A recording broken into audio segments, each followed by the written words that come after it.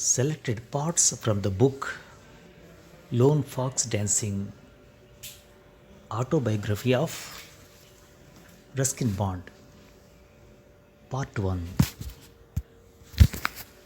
Yesterday, I dreamed again that I was lost in a large city of blinding lights and traffic. I was feeling quite helpless until a small boy took my hand and led me to the safety of these mountains that I know so well. I wanted him to stay. I was certain I knew him, but he turned and walked away, whistling, hands in the pockets of his khaki shorts, and as I called out to ask his name, I woke up. Outside the window at the foot of my bed, it was still night, the sky tremendous with stars. For many months now, I have been waking up at 3 or 4 in the morning. Perhaps it is the dream, and the dream may have something to do with age, for we become like little children when we are old. I had a lonely childhood growing up in a broken home and a boarding school in the hills. Later, companions came into my life and went away, often never to return. Or it was I who left them behind and moved on. For the last 36 years, I have lived on the top floor of this windswept, somewhat shaky house on the edge of a spur in Landor. Hope, love, and big headedness. Without these, I would not have survived into my 80s and remained in working order. It has never taken a lot to make me happy, and now here I am, an old man, an old writer without regrets. But I must correct that. I decided long ago to stop trying to grow up, and writers are only as old or as young as their readers. So here I am, a young boy, an old writer without regrets. Sitting in the mountains, I remember the sea, and I remember a little boy who ate a lot of kofta curry and was used to having his way. My mother always said I was the most troublesome of all her children, an angel in front of strangers and a stubborn little devil at home. Visitors wanted to fondle me. No wonder I became a spoilt brat. I have a good visual memory, especially of my childhood. In fact, I am continually surprising myself by what I can remember about my early childhood in Jamnagar. The rich yellow of Polson's butter, colorful tins of J.B. Mangaram's biscuits with cherubs and scenes from Indian mythology painted on them, drives in our maroon and black Hillman convertible, and postage stamps from the Solomon Islands, smoking volcanoes, and cockatoos with big showy crests. We had a beautiful gramophone, a black square box like wonder. It was one of those wind up affairs and you had to change the needle from time to time. The turntable took only 178 RPM record, so you could not just relax and listen to an uninterrupted program of music. You were kept busy all the time, changing records, changing needles, and constantly winding the machine vigorously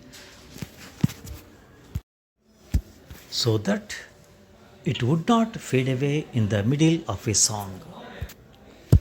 I quite enjoyed the whole process.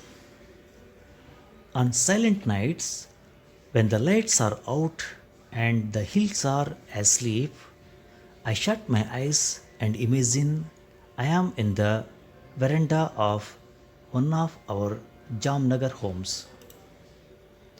We had a khansama, that is, a cook. His name was Osman and he took care of all our meals.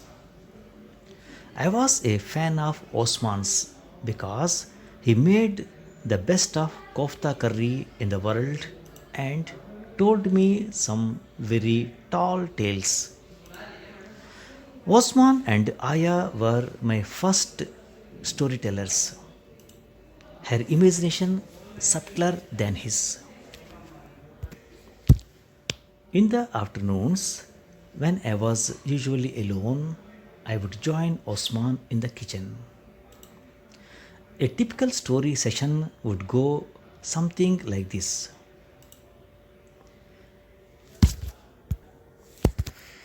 You see this goat?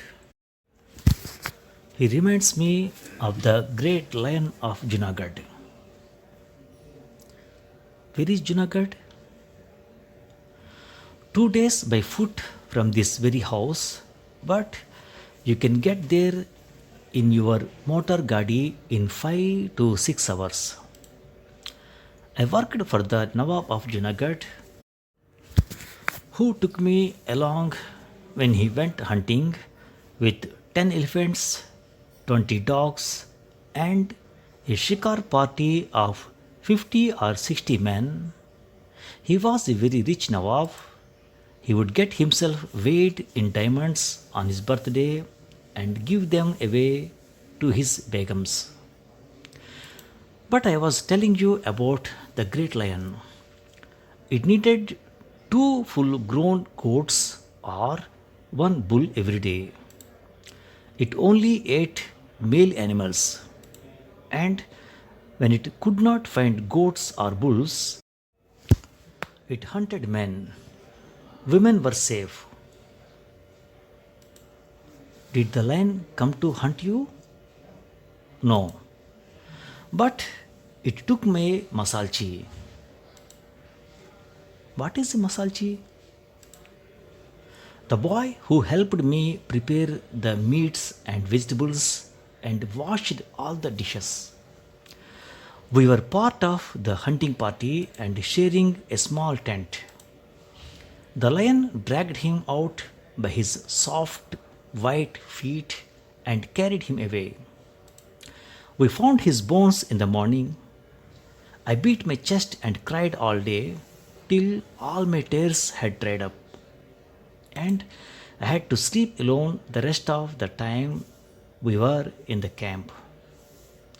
I lit a big fire outside my tent to keep the lion away. Someone had told me lions are afraid of fire. Did it stay away then? No. Lions are not afraid of fire at all. The beast returned and walked around the fire and stuck its head in through the flap of the tent. I was still in mourning of my poor Masalchi, and when I saw the lion which had eaten him up, I was very angry.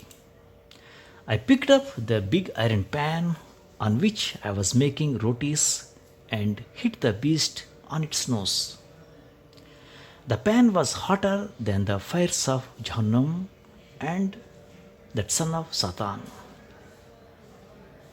What is Jahannam? It is where bad people go after they die and are roasted in big tandoors.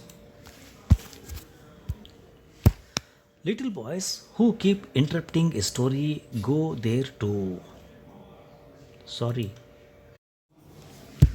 So I struck the lion's nose with my pan and it let out a roar and fell backwards into the fire burning at the entrance, let out another roar and fled into the jungle. We heard the beast roaring in agony all night. Did the Nawab give you a reward? No, Baba. He was a rich Badshah, but not a generous one, not like our Jam Sahib. The Jam Sahib was the ruler of Jamnagar state. His palace just a short walk from where we were staying. The state had a huge retinue of British and Irish advisors and professional people, from architects and accountants to pilots and mechanics. The Jam Sahib had a fleet of Rolls Royce cars. Of all the princes of India, he had the largest number. There must have been about 50, one of which, probably from the collection of his predecessor, was rumored to have been painted a special pink to match the color of a Maharani's slippers. Rolls Royce had provided the Jam Sahib with an automobile engineer cum mechanic from England to look after the cars, and he lived in a posh house not far from the palace. There was a banquet every week for these foreign professionals and for visiting dignitaries, neighboring princes, British officials, even famous cricketers, for Jamnagar was the home of Indian cricket. We were invited, and unless there was a good reason that kept us home, we would go. My father, out of a sense of duty, my mother, because she was bored at home, and I, because the desserts were excellent.